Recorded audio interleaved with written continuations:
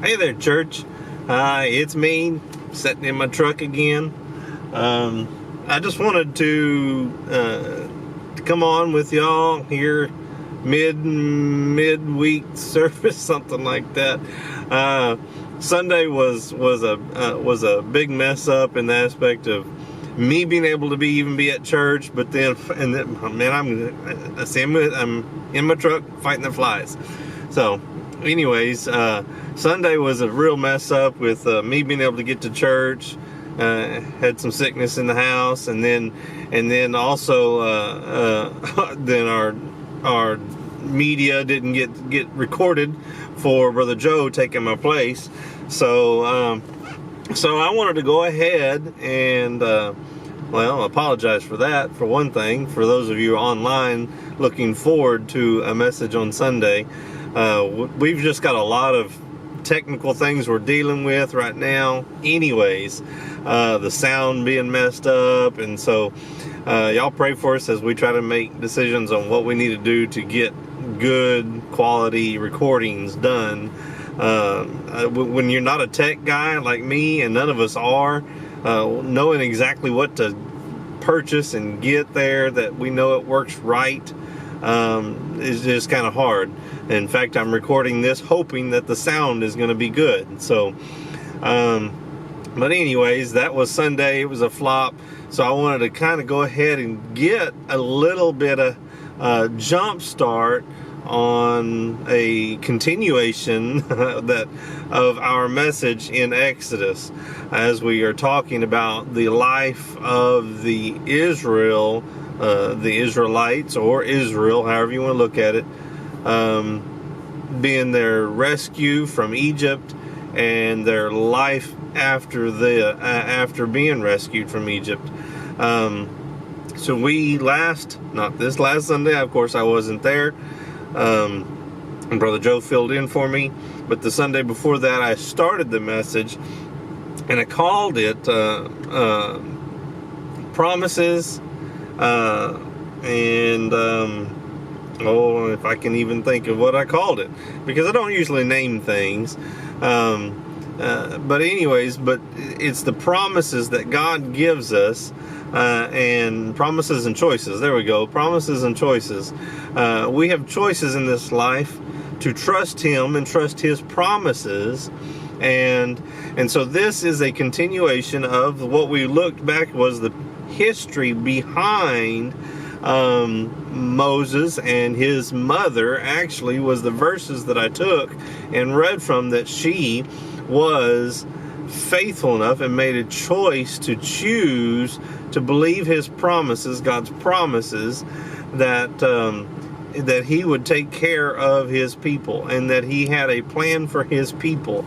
And she looked back at the promises made to the Israel people, the Israelites, and through Jacob, his name was changed to Israel, and then it went to Joseph, who brought all of Israel into Egypt, which was a blessing to them when the world basically was in a drought and they had no food. And so God moved His people to Egypt as a blessing.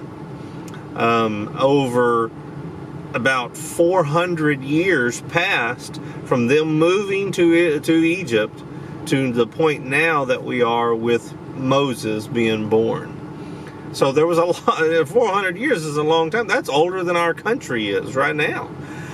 So for 400 years they lived there, and they generation upon generation upon generation changed the viewing of the Israelites in Egypt. The Egyptians started going, wait a minute, they're getting really, really big, a big population, and they're about to be stronger, or they are stronger than us, and so we need to really get a hold of them and make sure they don't try to take over. And so in the stupidity of the Egyptians, they took slavery on Israel then, instead of letting them and blessing them and taking on the blessings of having them there in Egypt. So the Egyptian Pharaoh decided, okay, we're going to put them in slavery now and force hard work on them to weaken them, basically put them into subjection. And so that is where we are now. And Pharaoh said, hey, we want to take them out. We want to make them be puny. We want to make them be weak. So let's start killing their baby boys, their children, period. And so whenever Moses was born, his mother recognized that this is going to be a man of God. She believed a promise. She believed a promise, and she made a choice. And she did that by looking at the heritage that she comes from and believing that God has kept his word, and he took care of us all of these years, and he even brought us to Egypt to save us. And now here we are being persecuted and being killed and being murdered. I believe, this is her thoughts, I believe God is going to protect us and save us, and it's going to be through my son Moses. And so because of her belief, she made a choice, and she said, I'm going to build an ark, and I'm going to put him in this ark, and I'm going to put him in the river, and I'm going to let God do what he wants, not what I think. Because as human nature, what are you going to do? You're going to take your baby and you're going to run and hide. And she had been seeing, obviously, that all the rest of the babies were being killed, being found and killed anyways. And so she said, maybe I let God do this instead of me. And a big point is made with that. A big point is made with that. In that whenever we let go and we let God have what's destroying us, when we let go and let God have our troubles, when we let go and let God have what's persecuting us, especially when we are trusting in his promises, in his faithfulness, in his stories, in what mom and dad raised me on, and grandma and grandma and grandma and grandpa and grandpa and grandpa in the past raised us on. When we let go and let God do instead of us doing, wow, what we will see him do is quite amazing. You see, he wants us to trust him not only for the little things, but also with our very lives and the very lives of our children. I know it's hard. Sometimes we think, God, maybe you're not seeing what's happening here, and I think I know better. I think I can do this a little bit better than you. I think it needs to get done right now. And we see this picture of Moses' mom saying, you know what? All of our babies are being killed. Maybe the best option is to let God have it. And so she builds the ark. And she comes up with this idea of, okay, I know the story of Noah, and they trusted God whenever there was no reason for building a boat in the past. There was no reason for the place flooding in the past, but they trusted God. And she knew that story, and she said, you know what, I'm going to trust God and put my baby in this ark. And trust that he will save my baby like he did Noah and his family and all the animals. So here she goes. Here we go. Do we trust God with our very lives? Do we trust God with the lives of our kids? When, man, we think they're heading for a train wreck, when we know that their lives are being threatened, do we trust God with their life and just say, they're yours now? So that was the story. That was what we read. That was what we talked about. And so I'm going to kind of continue on with that, the remainder of that little story that we all heard when we were kids and growing up, and so we know this story very, very well, I'm sure. But I want to really try to point out what it's talking to us about and what happens in this story and how we react to promises and choices. What choices do we make? Do we believe the promises that God has made? So that is the story that we read 2 Sundays ago, was what she did by putting him in the ark and setting him afloat, saying, God, here he is. He's yours. I'm just trusting you'll keep him alive because I believe he is what you're going to use to deliver us out of this slavery. So, there we go. We know what happened. She puts him in the ark, and Pharaoh's daughter comes down to bathe. This is verse 5. In the river, and her attendants walked along the riverbank. When the princess saw the basket among the reeds, she sent her maid to get it for her. When the princess opened it, she saw the baby. The little boy was crying, and she felt sorry for him. This must be one of the Hebrew children, she said. She could look at him and know that there's a difference. There was a difference between Hebrew children and Egyptians, with the way they looked. She knew that it was a Hebrew child. Then the baby's sister approached the princess. Remember, the baby's sister is just a slave to the princess. Should I go and find one of the Hebrew women to nurse the baby for you? She asked. Boy, God has got amazing ways of doing things. When you think you're not being watched over, you are.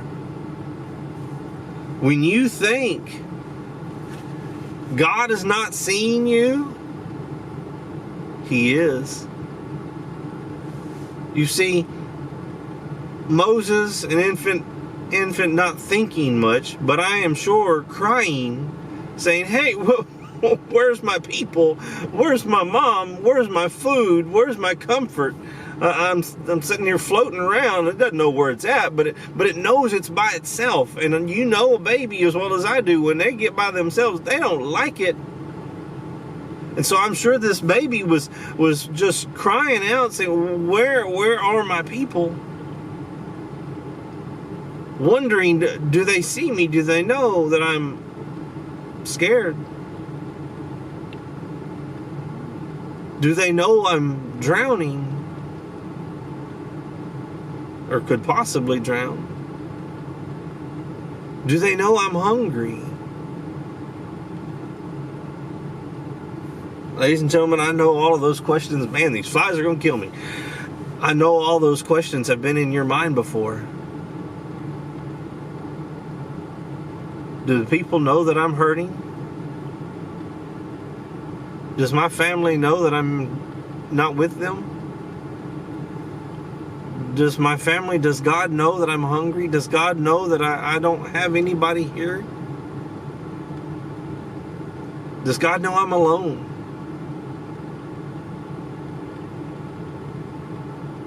How often have you felt that helpless? I know we've all been there at one point or another. We've all been there at one point or another, feeling that helpless. And we've wondered, does He know?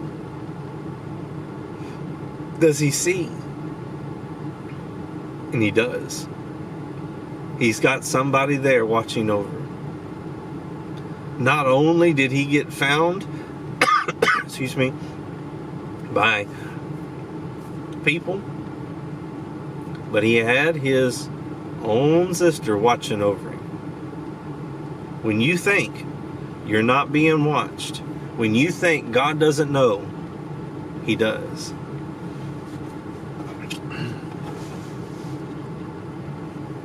Let's keep reading. Verse 7. Should I go and find one of the Hebrew women to nurse the baby for you? She asked. This is Moses' sister, acting like, of course, she doesn't know him. Yes, do, the princess replied. So the girl went and called the baby's mother. Take this baby and nurse him for me, the princess told the baby's mother. I will pay you for your help. So the woman took her baby home and nursed him. Oh, ladies and gentlemen, when we put our faith, when we put our trust in God in our own demise, when we think the world is going to kill us, when the world is going to take us out, this is exactly where she was. The world is going to kill my baby. Egypt is going to kill my baby, and I have to give him over to God to keep him alive. I have to give him to God. And this is not only did she trust God and give him to God, God turned around and gave him back. God said, I got this. Ladies and gentlemen, whenever we will trust him and we will hand him our problem, we will hand him our sure demise and say, God, if you don't, we are dead. God says, I got this. I got this. And not only do I got this, I'm going to give it right back to you. And it'll be perfectly safe then. It'll be in perfect place to bring you deliverance. When we give God our problems, he hands back the answer and gives us perfect deliverance.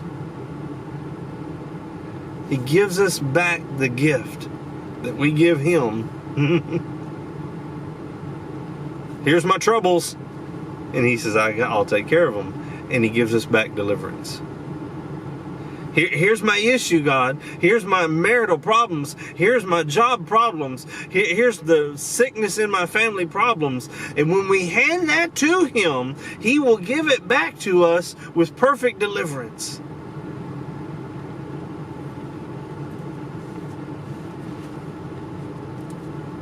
Take this baby and nurse him for me,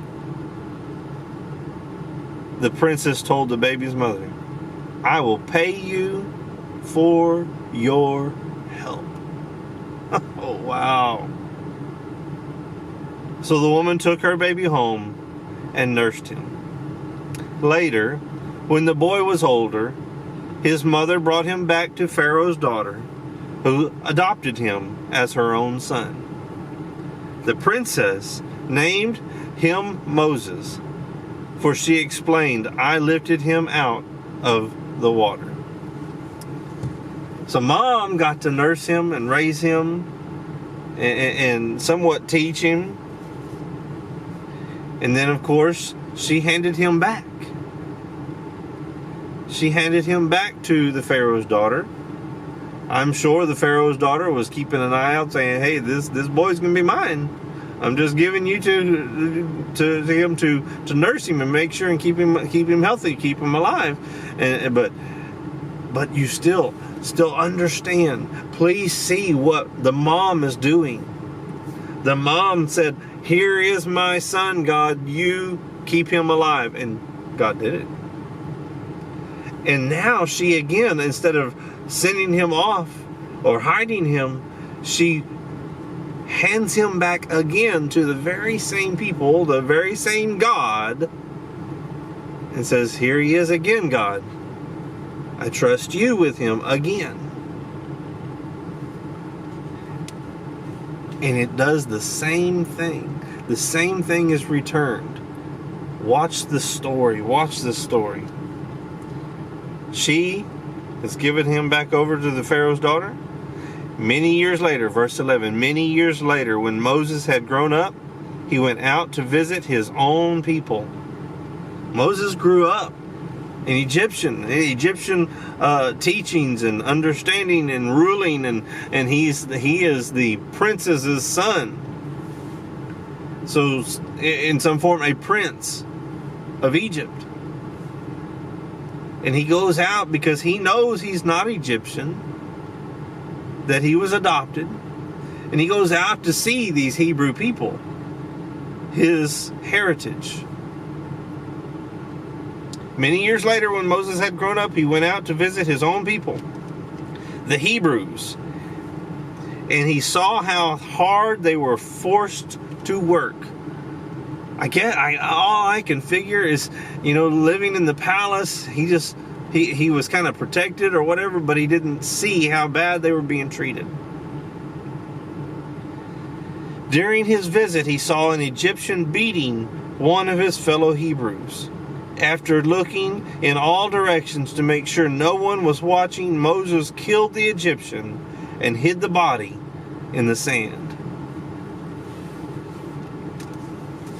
Moses had it built into him to protect his people, his heritage.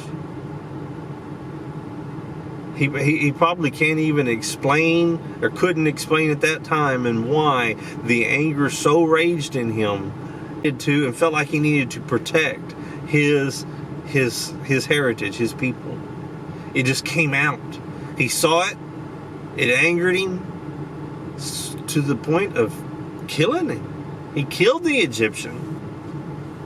Took him out. You hurt my people, I'm taking you out. It was built in him for some reason.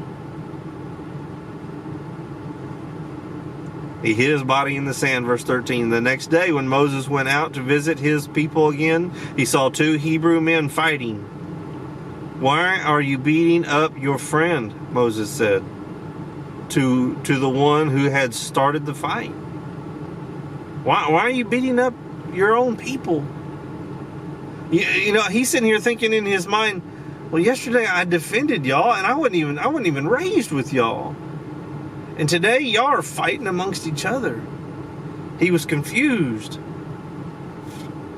The man replied, "Who appointed you to be our prince and judge? Are you going to kill me as you killed the Egyptian yesterday?" Then Moses was afraid, thinking, everyone knows what I did. And sure enough, Pharaoh heard that what had happened, and he tried to kill Moses.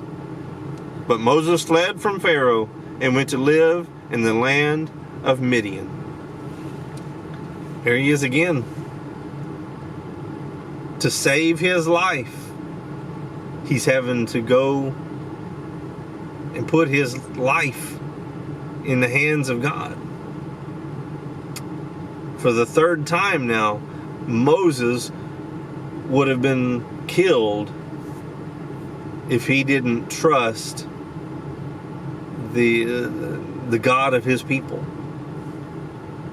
And so Mom trusts the God of his people to save his life twice. Now Moses puts his hands and puts his life in the hands of God.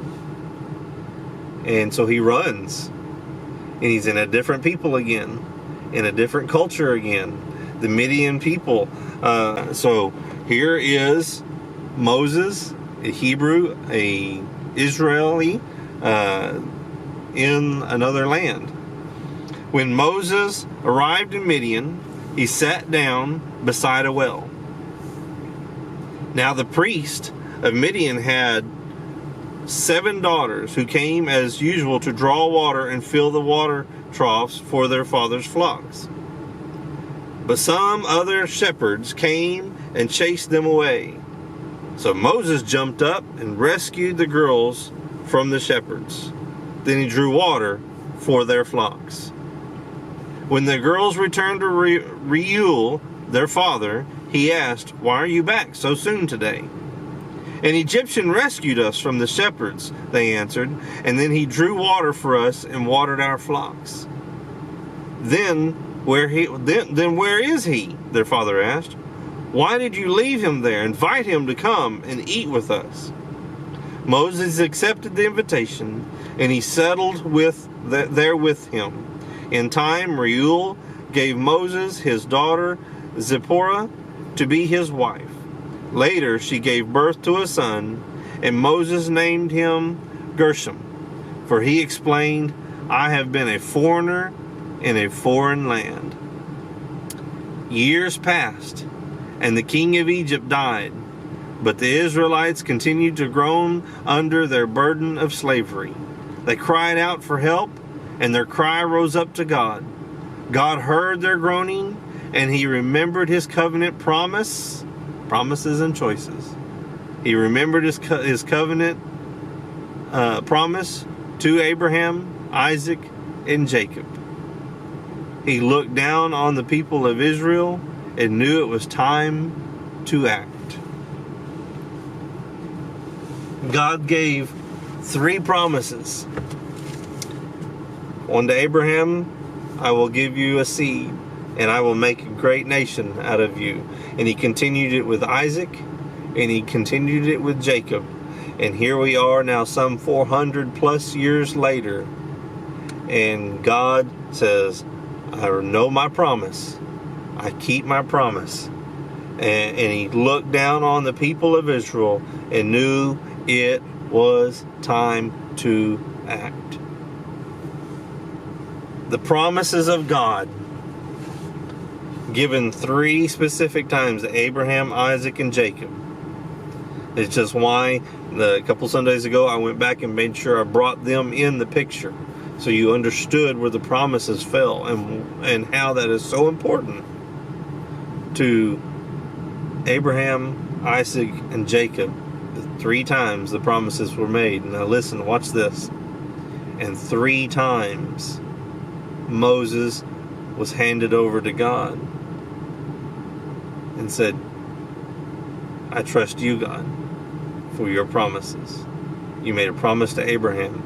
You made a promise to Isaac. You made a promise to Jacob. And 3 times Moses put his life in the hands of God, in the promise of God.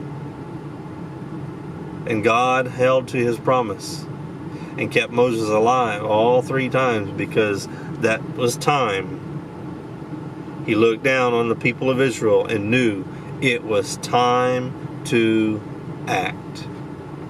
Moses, it's time to go to work.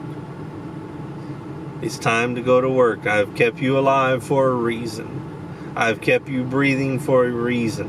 When you thought, as a baby, when you wondered, does anybody care? I'm just floating here. I'm crying out. I'm crying out. I'm crying out. Can anybody hear me? I heard you. And I had somebody there for you. It may not have been the people that you would have wanted.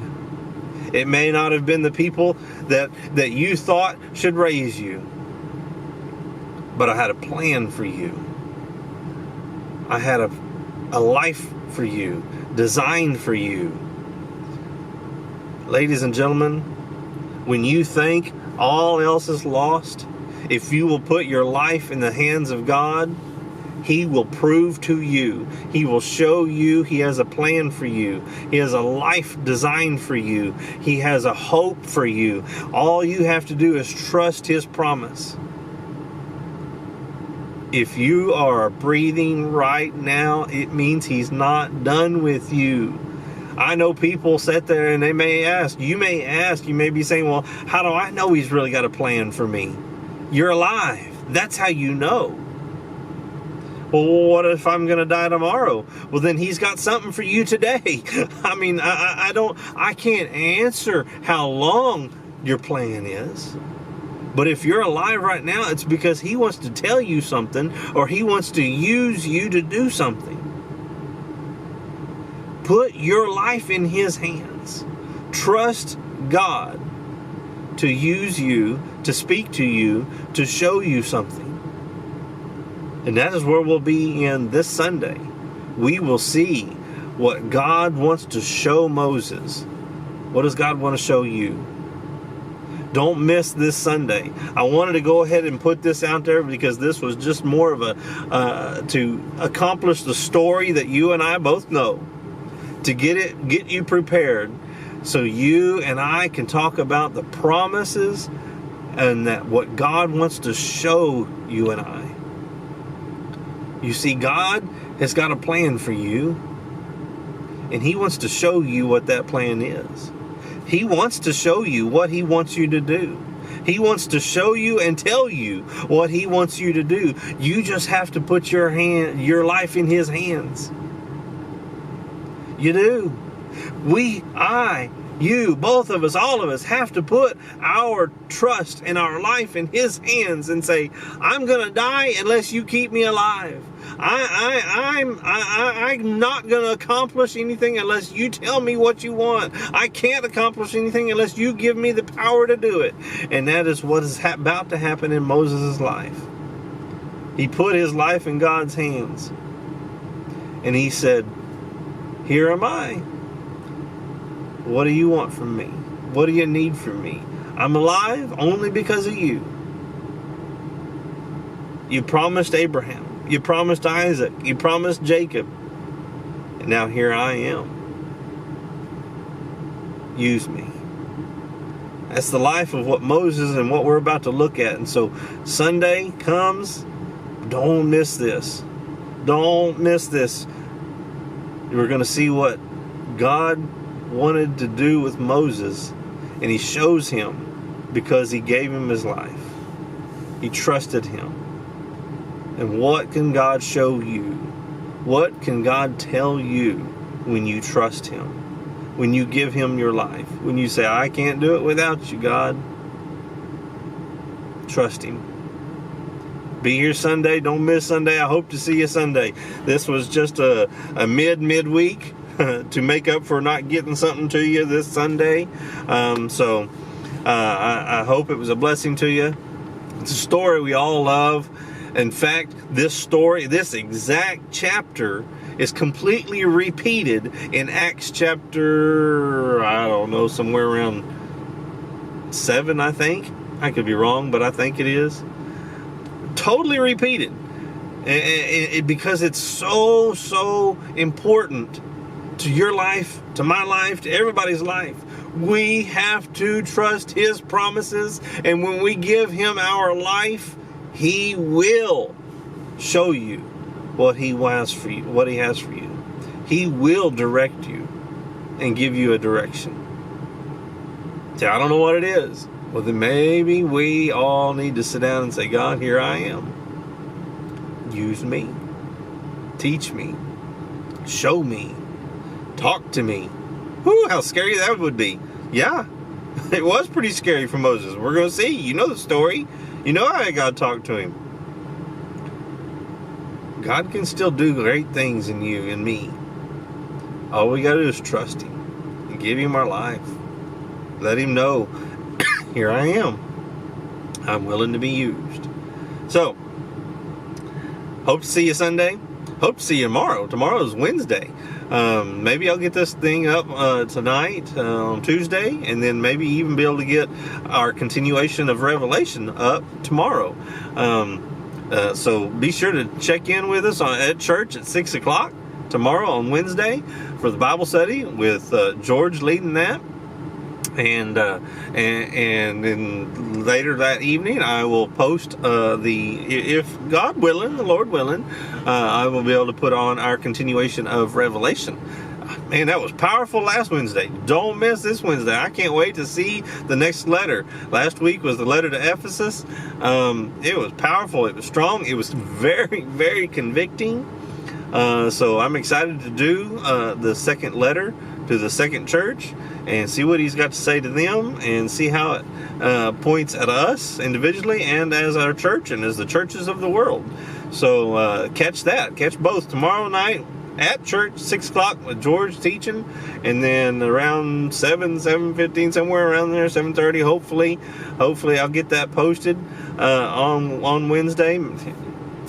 Lord willing, that could come on Thursday, So, but anyways, it'll still be continuation of Revelation, and you'll be blessed if you'll listen, read it, and obey it. You will be blessed.